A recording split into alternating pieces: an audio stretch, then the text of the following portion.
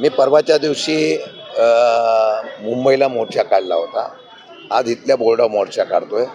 राज्य सरकारकडे गेल्या अनेक वर्षापासून आम्ही मागणी करतोय की माथाडी कामगारांचा कायदा धोक्यात आलेला आहे. या कायद्याला धोका आणणारी मंडळी बाजूला राहिली आणि माथाडी कायद्यावर जाचकाठी धावण्याचा प्रयत्न होतो, चुकीचा आहे.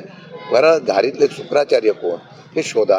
जे कोणी अशा प्रकारचा भ्रष्ट मार्गाने चुकीचे ऑर्डर काढून खंडण्या वसूल करतात त्यांच्यावर कारवाई करा. पण त्यांच्यावर कारवाई करण्यापेक्षा त्यांना राजाश्रय मिळते आणि आमच्यावर कारवाई होते अशा प्रकारची भावना आहे. आता आम्हीच रस्त्यावर उतरतोय.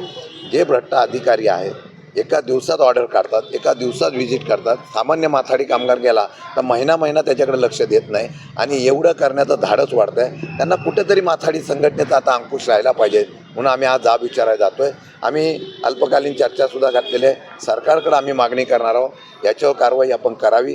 कोणालाही पाठीशी घालण्याच्या संदर्भातली भूमिका करत असताना आपण यामुळे माथाडी कायदा धोक्यात आणण्याचा प्रयत्न करत असतील तर त्याचा जाब विचारणार आहे. काही गुंड टोळ्या भ्रष्टाचाराच्या माध्यमातून अधिकाऱ्यांना, यंत्रणेला, पोलीस यंत्रणेला हाताशी घेऊन ऑर्डर काढतात.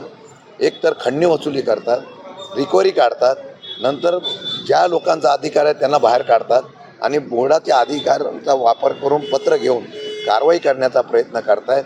ही सिस्टीम आम्हाला मोडायची. ही सिस्टीम मोडवण्यासाठी, माथाडी कायदा जिवंत राहण्यासाठी आम्ही वेळोवेळी या ठिकाणी आवाज उठवलेला आहे. लक्ष देऊ न देऊ आता न्याय घेण्याची भूमिका आम्ही आमच्या पद्धतीने करू. सरकार, मुख्यमंत्र्यांनी ग्वाही दिलेली आहे की आम्ही याच्यावर कारवाई करू. ही कोणी असेल, मागे SIT नेमली होती पण त्याच्यावर काही झालं नाही. उलट SIT नेमल्याने परत यंत्रणा एवढी जोरात कामाला लागलेली आहे की आजही ऑर्डर काढतायत. म्हणून आता आम्हाला ती जाणीव करून देण्यासाठी उतरलेलो.